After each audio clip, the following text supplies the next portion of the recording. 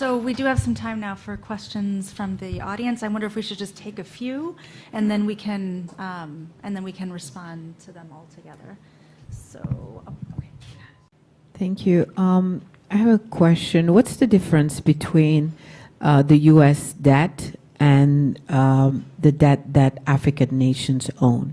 Because the U.S. debt doesn't keep the U.S. from being one of the leading powers of the world, but then African nations can't make it because of that debt that is strangling them. Shall I talk? Okay.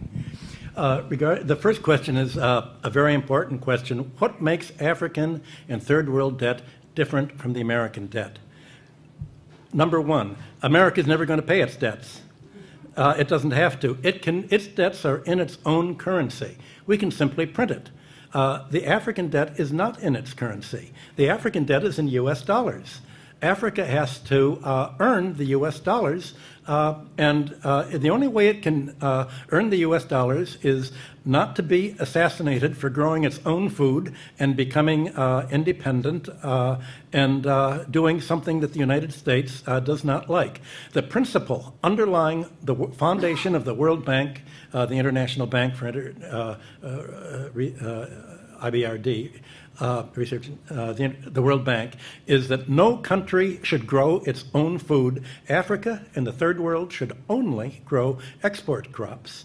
To export, in order to have an oversupply of cocoa and other tropical raw materials, to keep down the price, they must buy their grain from the United States or Europe, so that if they do something that we don't like, we can do what America tried to do to China in the 60s. We can sanction them. We can say, we're going to starve you. We're going to not export any grain to you.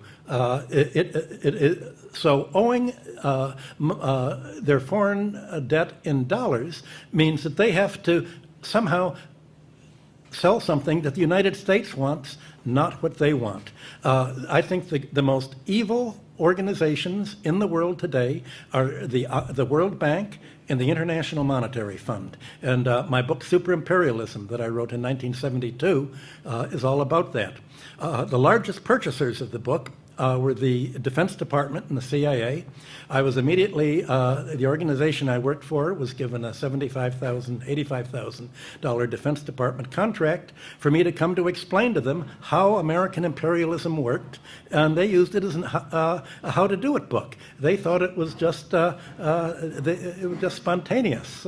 And I had written the book thinking that socialists in third world countries would do something about it, and indeed it was translated into Spanish and other languages. But it was really the Defense Department that applied most of this, and I was amazed when I was invited to the White House to explain how imperialism worked. And my boss said, we've run rings around the British imperialists. This is how to do it. You make them owe the debts in your currency, not their own. You control their central bank and make them financially dependent on you, and then you've got a stranglehold for them. So certainly the third world countries should cancel the debts under the odious debt principle. I haven't been able to convince any of them to do it because they said if we do that, the CIA will kill us. So how do you break that cycle? That's a problem I've not been able to solve. The other thing, when you were responding to the first question, there's also something we're suffering from in Africa, the devaluation of currency as another way of... Devaluation of? The currency. Oh, currency, yes. As a way of keeping us dependent continuously. That's a good point. When a country devalues a currency, what are they devaluing? Well, you know, there's a world price for grain, a world price for aluminum, a world price for raw materials. The only thing that they can really devalue is the price of their labor. So when Africa or Latin America or Greece is told to, or America is told to devalue the currency, what that means is pay labor less. You have to squeeze out more to pay the top of the economic pyramid, to suck it all up to the top 10% or 1% or 0.1%. So devaluation is basically an anti-labor policy to prevent a domestic market and prosperity from developing. That is why China and Russia are saying, we don't want to be part of the dollar area. We want our own currency, and we'll only borrow in our own debt.